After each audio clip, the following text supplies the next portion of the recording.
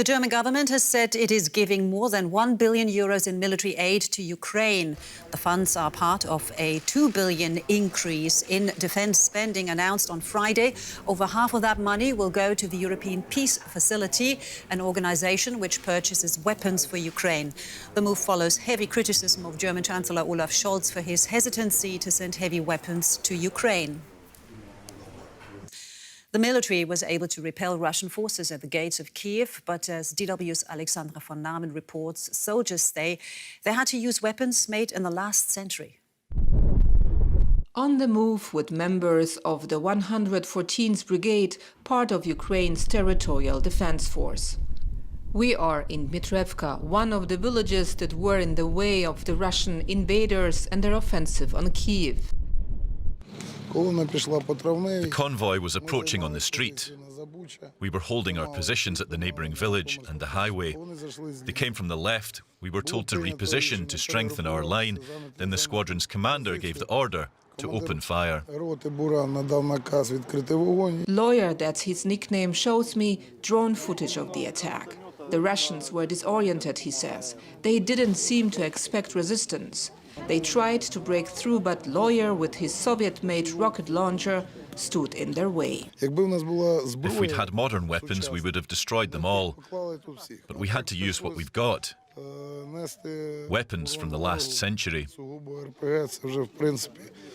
The Ukrainian forces do not lack enthusiasm or the courage to fight against all odds. But what they say they need are heavy weapons as soon as possible, as the whole country braces for a great battle in the east. Only better equipped and armed, they say, they can repel Russian attacks and prevent more war crimes from happening. Many fear the destruction left behind by Russian soldiers around Kyiv is a grim omen of what may be in store for the east.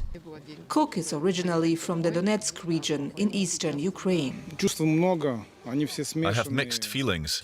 It's hard. You feel pain, grief, but we are soldiers, so we have to pull ourselves together.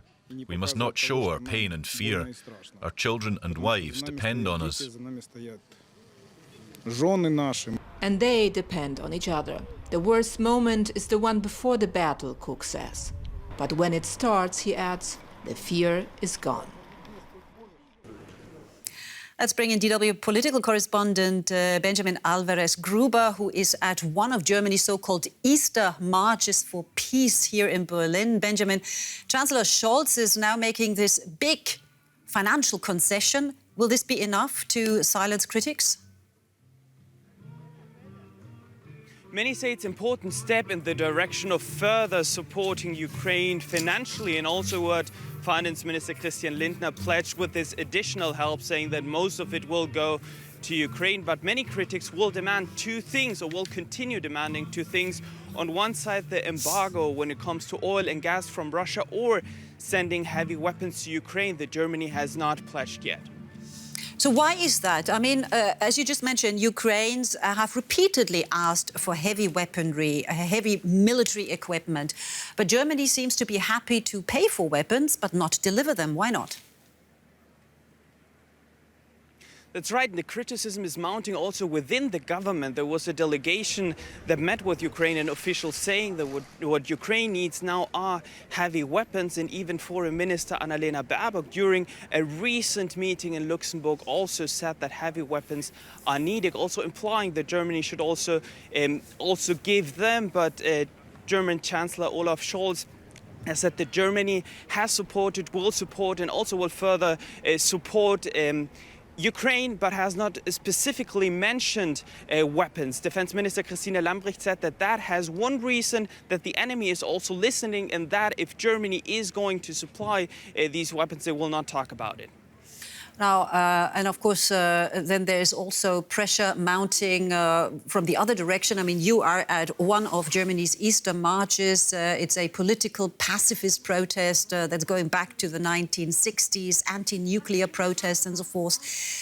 Do you get the sense that this war in Ukraine is having any impact on this movement and how war is being perceived?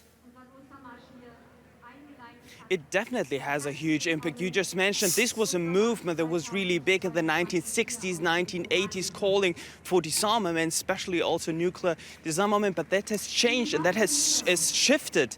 But when we look at this protest right behind me, there's been criticism because they say that one of the reasons that this war occurred is also due to the NATO expansion. So for them, this stance of being peaceful and not sending weapons and being against the special fund for the Bundeswehr has earned them criticism, not only by organizers that are organizing an alternative peace protest here in Berlin with Syrian and also with Ukrainian activists calling for weapons, saying that you can also be a pacifist and call for the end while also supplying and pledging to supply these weapons for Ukraine. And this criticism has also been from within the government. We had Vice Chancellor Robert Habeck saying that these protests should be, the criticism of this protest should be pointed towards Vladimir Putin and the war. So we're seeing an incredible, a very interesting shift in German politics, not only when it comes to supplying this weapon, but also on this discourse, on this discussion, what it means to be a pacifist.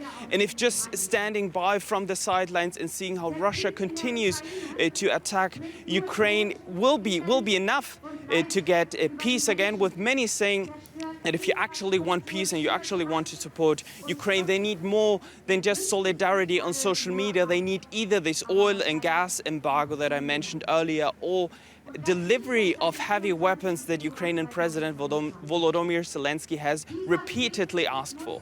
All right, DW political correspondent Benjamin Alvarez-Gruber there, reporting from one of Germany's Easter marches, a pacifist political movement in times of a war with Ukraine. Thank you so much.